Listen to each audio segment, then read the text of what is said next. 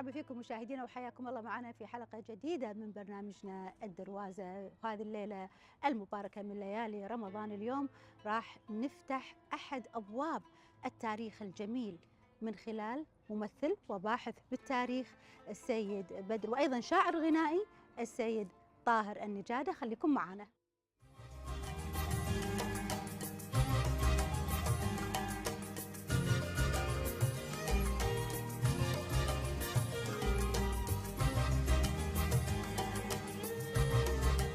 القرقيعان بالكويت عادة رمضانية حلوة تصير بليالي من 13 إلى 15 رمضان. يلبسون فيها اليهال لبس تراثي وصاروا يتفننون فيها هالأيام.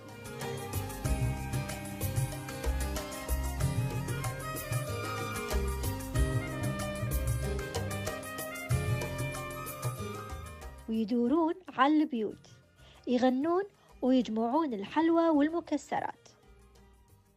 الجو كله فرحة ولمة أهل، والجيران يوزعون التوزيعات على اليهال. بعض العوائل صارت تسوي حفلات قرقيعان بلمسات عصرية، بس تظل النكهة التراثية موجودة.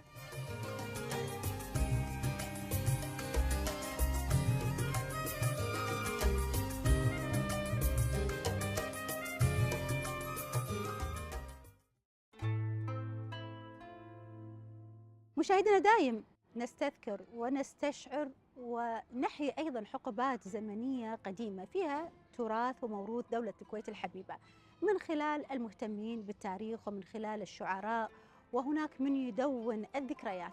اليوم طاهر النجادة حلقة نقول خارج عن المألوف، راح تكون حلقة شعرية، لكن في البداية مبارك عليك الشهر كل عام وكل سنة وانت طيب إن شاء الله أبو بدر. علينا وعليكم بالخير والصحة والعافية.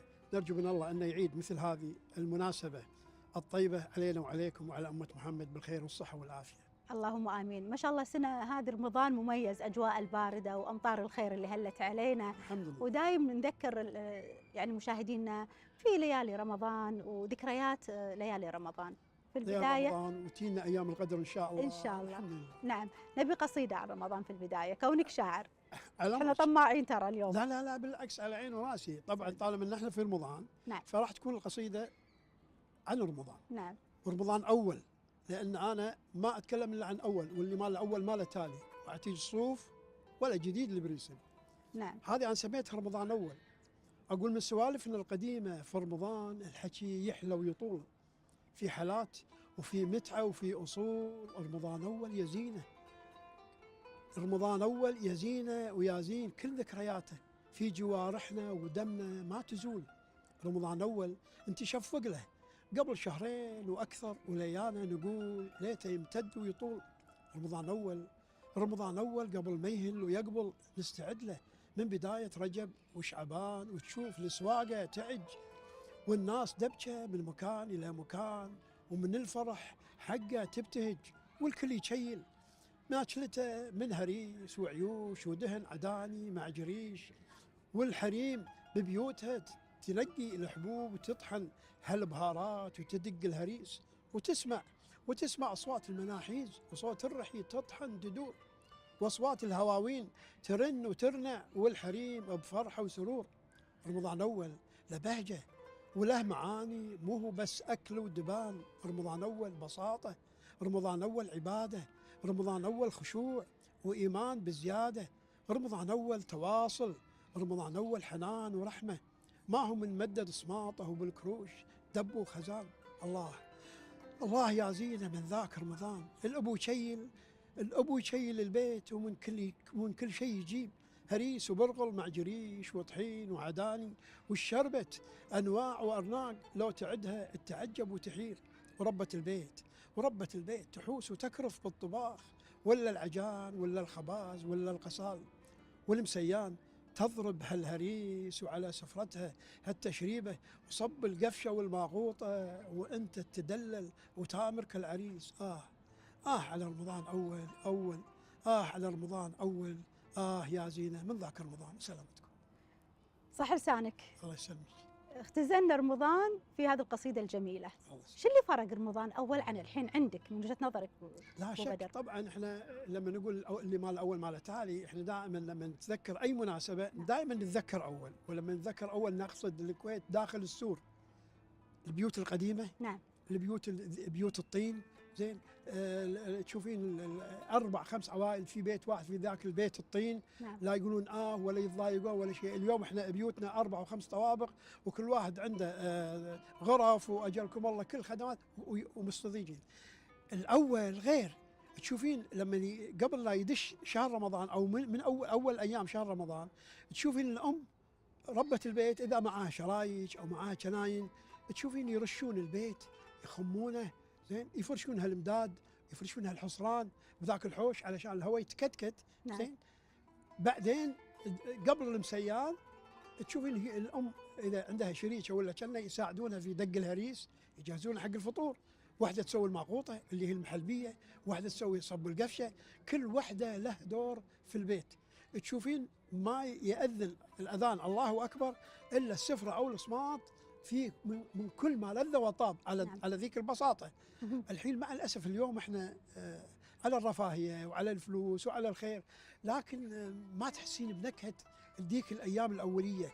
الحين من يصير وقت الفطور، الريال هذا بيروح ويا مرته معزوم بيت عمه، هذه فلانه والله طالبه طلبات من شو يسمونها هذه الطلبات الخارجيه، الاولاد والله طالبين وجبات ذي. فتشوفين الوجبه او السفره ما فيها المتعه الاوليه. اول كانت السفره تضم الصغير والكبير. نعم، هذا الفرق بين اول والحين. لكن بعد على قولة القايد سبحان الله تم حلاوته، يعني انا اقول إيه؟ تم. نعم. ونتم ننطره ونتشفق عليه، وليالي الجميله اللي تجمعنا في الاحباب. انا اقول رمضان سبحان الله هذا الشهر الفضيل يقرب العلاقات. قلت بالفعل اليوم احنا قاعدين نعيش بعصر السرعه ومشاغل الحياه تاخذ الواحد، لكن نعم. في شهر رمضان الفضيل ترد اللمه مره ثانيه وترد اليمعه مره ثانيه. نعم، احنا ما ننتقد هذا الشيء. صحيح. لان احنا اول كانت الديره ملمومه، البيوت نعم. يم بعضها بعض، زين، قريبه عند بعض، العم والخال والاخو. الحين الناس تباعدت، صارت مناطق بعيده. صحيح. فمع الاسف يعني حتى قللوا من نكهه رمضان، ولا نقصد احنا الكل، زين. أكيد. يعني اول لازم يجون حق رب البيت او يجون حق العميد الاسره وحق الكبار، يجون يباركون لهم يهنونهم. الحين كل واحد يرفع التليفون او يدز مسج مبارك عليك شهر. الحين الكبير بعده صغير ابو بدر. هذه مرفوضه. لكن على قولة القايل بعد شو تسوي؟ هذا صحيح. الزمن هالشكل صار. صحيح. نعم. زمن كذي. نقول العاب اليهال إيه؟ في ذاك الوقت شلون كانت؟ العاب اليهال من قبل المغربيه. نعم. اليهال طبعا قبل لا يروحون يدشون داخل البيت، شوفين البنيات لهم اهازيج، نعم. ولهم العاب معينه. يعني البنات مثلا يلعبون الحيله، يلعبون الصميمقه، يلعبون الخبصه، نعم. زين. هذه من ضمن اللعبات. شد الحبل، زين، شبره امره، من هالسوالف هذه. نعم. الاولاد نفس الشيء، صاده مصاده، طبق حنه طبق ماش، زين، عماكور طاح بالتنور واحد يغطون عيونه يعني العاب بسيطه فيها حركة. جدا. نعم. نعم. خروف مسلسل، مهم. يربطون، يحطون صيخ في الارض ويربطون فيه حبل واحد، مهم. يمسك هذا ويون اللي حواليه يلزقون فيه بالقطره، زين. لما يطق اي واحد يحطونه. بعدين في سوجه ثانيه يقول خروف مسلسل، هم يقولون هدوا تراه ياكم، هدوا نعم. في رجله قراحه، هدوا كبر البراح، انهده ينده. نعم. هو يلحق اي واحد يطقه ويحل محله. ففي قضايا الحقيقه هذه قبل الفطور. في شغله ثانيه، مهم. بعض الشباب يجيب العصايه اجلكم الله مثل عصايه المخمه يكسرها، نعم. ويحط فيها مفتاح مال كبت، نعم. في فتحه، يجيب بارود مال كبريت ويحط في هذه في فتحه المفتاح، نعم. ومسمار من طق الوارده اللي هي طوب المدفع الافطار. نعم. يجي هو طق المدفع الافطار هذا بالطوفه كذي، يعني مثل شراقي. مثل شراقي كانها وارده. هذه سوالف الاولاد الصبيان نعم. بالاول. إيه؟ نعم. وفي اشياء كثيره الحقيقه مهم. قد لا يسع الوقت ان احنا نذكرها. نعم. نعم. بس هذه لهم نصيب يعني في اشعارك. إيه؟ يعني كتبت شيء حق العاب نعم. انا الاولاد او البنات. نعم. نعم. انا من ميزه الاشعار اللي اكتبها، نعم. اعيشك واعيش المشاهد كانه قاعد يشوف فيلم قبل 40 و50 سنه. نعم. أرصد فيها كل شيء. يعني على سبيل المثال هذه سميتها من صدى ذكرى أو صدى ذكرى. نعم. هذه أذكر فيها بعض الأكلات الأولية وزين، وبعض الشغلات ما أبي طبعا الآن أحرق. هذه سميتها صدى ذكرى. نعم. وهذه عبارة عن قصة قبل 40 سنة. اليهال البنات، أول إحنا عندنا ألفة بين الأولاد والبنات، يلعبون مع بعض، يضحكون مع بعض، يطشرون مع بعض، كان في يعني من أروع ما يمكن، في أمن وأمان. فريج صحيح.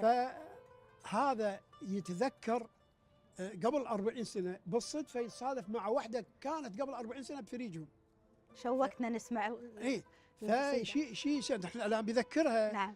هو يقول من 10 سنين إنه 10 أو 20 افترقنا من الفريج اللي احتضنا هالسنين، وراح منا ورحنا عنه، ومن بعدها يوم اني شفتك الحين هذه انت بكل صفاتك، ومن شاف حسنك تحير، هذا كله شايفه بعيني وعينك، والعمر كله انقضى وما نسيتك، هذا طبعك، هذا شكلك ما تغير.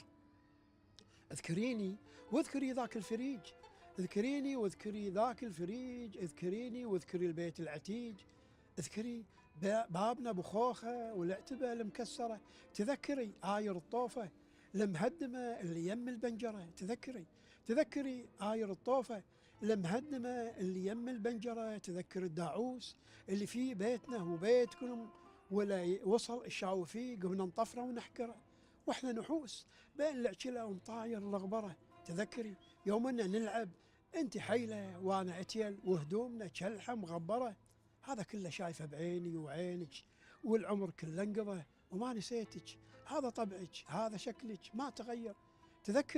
تذكري يومنا نلعب بالروي وخبصه بالتربغانه، تذكري لما شرينا سمسميه من راعي العربانه، تذكري اكل الدندرمه والسبال المحموس الشيله بانه، تذكري لعب الحبل وصيده مصيده والكوينه، تذكري الخبزه اليابسه المغمسه بدبس ودهينه، تذكري ذيك القوايل والشمس اللي تجوي، ودخلت ذيك التنانين والسمش داخلها مشوي، بيت يشوي حفوف وبيت يشوي صبور وبيت يشوي زبيدي او نقرور، هذا كله شايفه بعيني وعينك، والعمر كله انقضى ما نسيتك، هذا طبعك، هذا شكلك ما تغير. تذكري يوم ان ابوي يقول لابوك وهو يتغشمر نبي ناخذ وحده من بناتك للحلي هذا هالاسمر، ورد ابوك وهو مستانس، هم بناتك يلا بس نق وتخير، كبأ اي وحده تبيها هالعبايه ومن شعرها تلهو وخذها وتيسر، كل حكيهم اللي سمعناه كنا نجهل شنو معناه، والدنيا لفت ودارت الايام شنها حلم او شنها اوهام، هذا كله شايفه بعيني وعينك، والعمر كله انقضى وما نسيتك، هذا طبعك، هذا شكلك ما تغير، والفريج اللي احتضنه راح منا ورحنا عنه وافتقدنا وما صفت اليوم، ما صفت غير الذكريات منه. سلامتك. وصح لسانك. يعني الشاعر طاهر المجادة بالفعل القصيدة عبارة عن صور، نعم.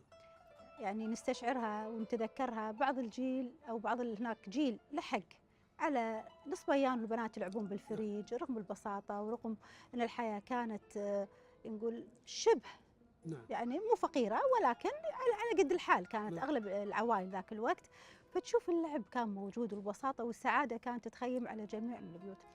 في مقولة يقول لك الزمن ما يتغير لكن أهل الزمن نعم. متغيرين، واللي ما له أول ما له تالي، واللي ما له أول ما له تالي. على هالمقولة هذه نعم. نقول إحنا زمان أول، إحنا دائما نقول زمان أول لما ما ينسى، هذا مثل الملح في نعم. الحل. نطلع فاصل يلا نشوف شنو عندنا اليوم. هبة دائما تقدم لنا معلومة حلوة. إيه؟ نرجع مشاهدينا، وبالفعل الزمن ما يتغير، الزمن يتجدد، الزمن نواكب التطور، ولكن الأخلاق والعادات والتقاليد باقية. نشوف معكم هبة وين بتودينا اليوم.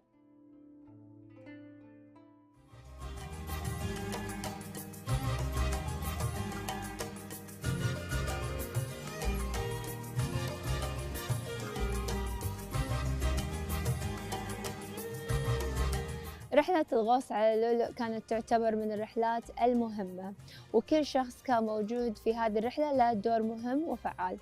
النهام كان له دور كبير في تعزيز المعنويات للغواصين عن طريق الغناء. طبعا هذه من الأمور اللي كانت جدا مهمة، أن تبث روح الحماس في روح الغواصين على تحملهم لهذه الصعاب اللي كانت تواجههم في هذه الرحلات.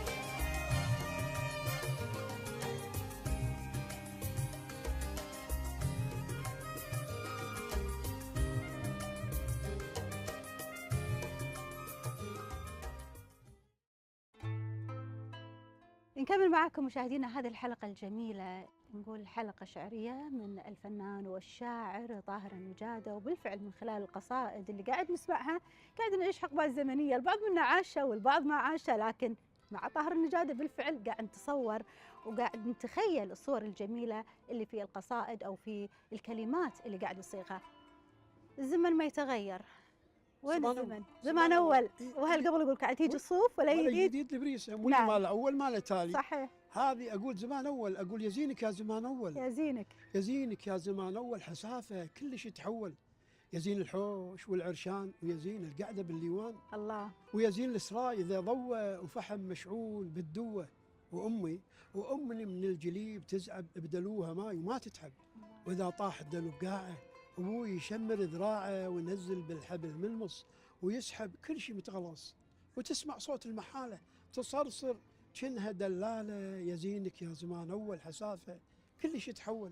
الله الله يا زين بيت اول، دهريز وحويش مع ليوان وملاله، تحت العريش تتطوطح وبسطها جذور، واثاث البيت خلق حصران وسبت مع مده مع كنتور، وكاشونه مشبكه وزبلان وطبق مع سفره على الجدران، والبشتخته وقواناته تشدني بعده بالالحان، مع ناقوط البرمه ورقيقيه وعلى مخاكه ودياي وطيور وبسط الحوش وبالليوان. حياه اول، حياه اول، حياه حلوه، البساطه فيها سمه وعنوان، يزينك يزينك يا زمان اول حسافه كلش تحول. وانا اقول يا زين هذا الشعر الجميل اللي لفت انتباهي فيه ابو بدر المفردات الكويتيه اللي للاسف البعض منها اندثرت، او الادوات، وصف للادوات المستخدمه داخل البيت، مشاهدينا وصف للكلمات الكويتيه. يعني بالفعل مثل ما حكيت في بدايه اللقاء، قصائدك عباره عن فيلم سينمائي قاعد تستعرضه من خلال الكلمات الجميله. هي في الحقيقه نعم. عفوا ما اندثرت، ولكن مركونه، تلاشت مركونه. احنا قاعدين نحييها، يعني صحيح. حتى الان عيالنا بناتنا اولادنا حتى بعض الكبار في بعض المفردات الان مستحيل عن اقل كلمه ما يعرفها. صحيح. ليش؟ احنا هذا الكلام اللي احنا هذا انا ما قريته، نعم. انا عشته، لمسنا بايدنا، شفنا لو بنقول له بالعيون. دهليز ما يعرف شنو يعني. ها؟ لو بتقول له يعني دهليز ولا نعم في ديوان بعض يعني ما طبعا ما نلومهم، صحيح. زين، ولكن من هالقصائد احنا قاعدين نحيي هذه فعلا. الايام، ايام الاباء والاجداد، وهذه المفردات ما نبيها تموت ان شاء الله. ان شاء الله. الله يعيد علينا وعليكم نعم. ان شاء الله هذه الايام. اللهم امين. الحين معروف عن نقول البيئه الكويتيه في الاهازيج، اهازيج مشاهدينا حق عراس، اهازيج حق قرقيعان، اللي وياه لذن ولد، الام اذا بغت تنوم ولدها. نعم. فيعني بالفعل البيئه الكويتيه ثريه نعم. منذ القدم بالكلمات الجميله. الاهازيج نبي حق البنات اول شيء. انت ضحكتيني على الاهازيج. نعم. احيانا احنا اهازيجنا في كل مناسبه. صحيح. على سبيل المثال شيء يذكر، اللي بيطهرونهم نعم. يحطونهم بالحوش مثل الذبايح، هذول بيطهرونهم، تشوفين الهبان يشتغل والطبول تشتغل، هذا مسكين، هذا مسكين بيطهرونه، والناس يكبون النون ويستانسون، لان هذا خلاص صار ريال. نعم. فعليكم مصائب قوم عند قوم فوائد. يبقى عندنا بعض الاهازيج. نعم. للبنات على سبيل المثال، مثل المغربيات او بالليل، اللي هو البنات يقول رحنا، وهذه ممكن يقولها الاولاد والبنات، رحنا وجينا ما تعشينا كلينا حلوه ودبق يدينا، زين. نعم. هذه هزويه من الاهازيج القديمه. بعدين البنات في بعضهم يمكن هذه معروفه، يقول شلحو شلحو وين راح ابوك وين راح ابوك شلحو شلحو، راح البصره راح البصره شلحو شلحو شي يجيب لك شي يجيب لك شلحو شلحو، شرق ورق شرق ورق، شلحو شلحو وين احطه وين احطه شلحو شلحو، في صنيديقي صنيديقي ما له مفتاح والمفتاح عند الحداد، والحداد يبي فلوس والفلوس عند العروس، والعروس تبي عيال والعيال يبون حليب والحليب عند البقر، نعم. والبقر يبي حشيش والحشيش يبي مطر والمطر من عند الله لا اله الا الله. صحيح. هذه من الاهازيج، نعم. اهازيج البنات الحلوه الحقيقه. زين، هزوجه ثانيه نعم. البنات لما يتجمعون مم. زين لما يغنون الشرط يباني بيته خبز ولبن عشيته، هذه هم تعتبر هزوجه من الاهازيج. زين، اللي يطق المطر زين يقول يم الغيث غيثينا، خلي المطر يجينا، خلي عشيبتنا تنبت ويرعاها طليينا، الطلي اللي هو الطلي. الخروف. نعم. غير هذا واحدة تقول أم يمتي تبيني ما أدري إيش تبي فيني، نعم. تبي تحنيني بغضيرة الصيني، صيني على صيني، بيت العجوز احترق رشوه بماي ومرق. هذه من ضمنها. زين، نعم. بعدين سويرة راحت البر تجيب عيش الأحمر وتحطه بالصواني على جية خوالي، خوالي يا دلالي يا مضيعدي وهلالي. هذه من بعض الحقيقة الأهازيج. لا نعم. خلصوا صلوح ملوح كل من يدل بيته يروح. صحيح. هذه من بعض الاهازيج اللي للبنات الحقيقه. نعم. نعم نعم. والاولاد لهم بعد اهازيج خاصه الاولاد فيهم؟ طبعا لهم شغلات ثانيه. نعم. هذولاك دبشه، لان معظم اهازيج الاولاد تجي مع الالعاب الشعبيه. على سبيل المثال لما يتجمعون يقول حنا سباع وندق الباع، اذا بتشوف نعم. ريولهم نعم. هذه حنا سباع وندق القاع، او طاق طاق طاقيه يسوي طاق طاق طاقيه، رين رين يا جرس، هذه هزوجه. زين، بعدين لما يتحاورون يقول مثلا كل يبي احيانا يصير بينهم مناشب، ياهل مثلا محاربينه مسكين قاعد بروحه، فايش يقولون؟ يقول كلنا جماعه والقطيو بروحه بروحه بروحه، يا ربي يا عساك. طبعا سوالف جهل يعني. صحيح. فعلشان يرضى يقول له روح جيب لنا اكل او جيب لنا حلوه من البيت. نعم. ونتراضى وياك، او نكسر عود كبريت وهذا. زين، هذه من او يطفرون مثلا واحد يكون سمين بوتمبه كسر اللمبه صحن صين صحن همبه. زين، اللعب في لعب الغزاله يجون يتجمعون بعض الصبيان، طبعا هذول صبيان صغار يعني ما بين 14 15 سنه. زين، غزاله بزاله تحقرص تمقرص ضب ضباب الليله بلاغه بلاغه تندر، هذول بيسوون فريقين. نعم. لما يقول له در انت روح هني وانت روح هني، يعيدها مره مرتين تالي يلعبون لعبتهم. زين، من ضمن الاهازيج كذلك، مع انا كثرت بالحكي بالعكس من خلالك في هذه طبعا قاعد هم تعرف قديمه. يعني. نعم. يقول ديايتنا سوداء ومسلمانيه، تبيض البيض تبيض البيض على مطرح وزوليه. سوريا، صحيح. هذه ذكرها الله يرحمه نعم. الاستاذ عقاب الخطيب. مهم. نعم نعم. خروف مسلسل هم نعم. هذه هذه من ضمن اللعبات ومن ضمن الاهازيج. اقرع مقيرع طاح بالطاسه، نعم. صيح على امه يبي قرقاشه. زين، عماكور واحد يغطون عيونه مهم. وعلى اساس انه يحاول يروح حق ربعه يرفس اي واحد يطيق اي واحد حتى يصير محله يغطون عيونه، فهم يغنون عليه عماكور طاح بالتنور عماكور طاح هذا من ضمن الاهازيج. وفي اشياء كثيره الحقيقة. صحيح. وعلى فكره هاي تعتمد على الفرجان. احنا عندنا اول داخل الديره جبله وشرق والمرقاب، فكل تقريبا منطقه لها اهازيجها معينه ولها اساليبها المعينه. عرفتي يبا؟ نعم. فهذه اي نعم. ابو بدر، يعني الواحد احيانا ياخذ الحنين، نعم. نقول حق ريحه يدته، طبخه اميمته، إيه. البيت القديم، يعني وده يعيش مشاعر هذاك الزمن وهذاك الوقت. نعم.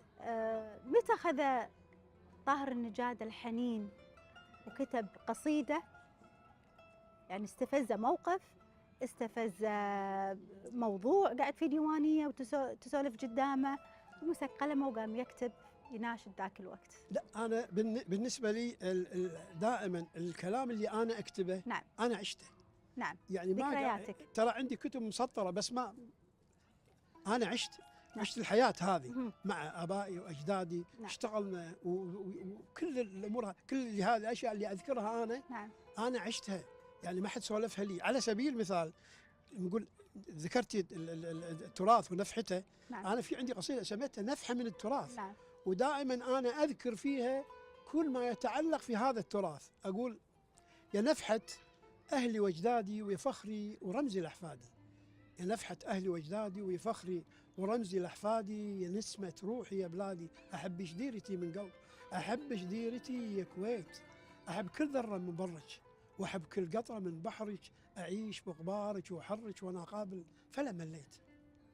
سموم القيض، سموم القيض ما همني، ولا الحرورة تحرقني، بولا وبصدق لك أبني، ولا لغيرك أنا تمنيت.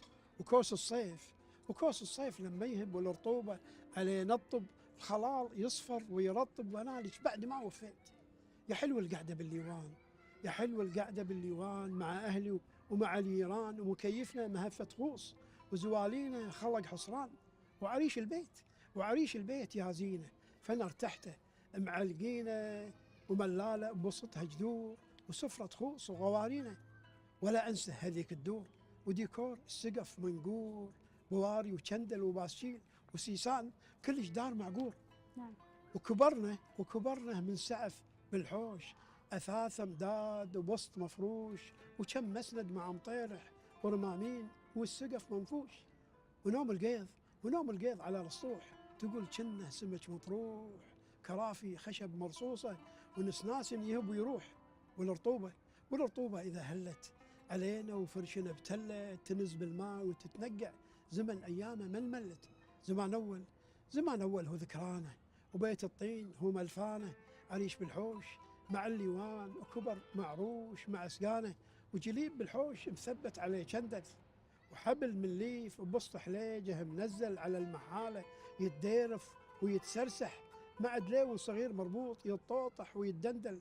وبرشة زاد للغسال وللتخزين، برشة ماي وتنور للشوي وللخباز والشاي، وكرسي البرة وكرسي البرمة المشبك بوسط الحوش، يم الطوفة مع الحبوب، يم الطوفة تحت الحبوب، يم الحبوب وعبارات حلوة مكتوبة ومنقوشة، وعلى لطوة صور بروس منفوشة، وقفص طيور وغنم وصخور ودياي وبط، وبخرة الأرض طرية بماي مرشوشة. وإذا صار الغداء نلتم، الشقا ننساه وننسى الهم، محبة تعم بوسط الحوش، محبة تعم بوسط البيت، ما بين الإخوان وخال وعم، ونمد الصماط لو الأصفر، وتمر برحي وخلال أحمر، ولبن خاثر وأشار وعيوش ومعبوش وعداني، وخضرة تتنثر. هذاك اليوم غدانا صبور، شوي بالبيت وبالتنور، وبعد حفوف لو شنعد ولا ميد لو نقرور، وتشوف تنور انه يعشون، وريحة السمك بالكوس تفش الانفاس وتبط الروس. وامي بشطة بالليوان لو بالحوش، كثر ما تشتغل وتحوس، وابوي بالليوان متمدد ولابس وزاره لمبكر، ويمه منيز اخوي محروس. ولا ننسى ذاك المحمر مع الخباط اجباري، وبعده مطبق زبيدي لو هامور وعدانيه اصلي خراري، والمربين والمموش بضرب الخمس حيل سماري.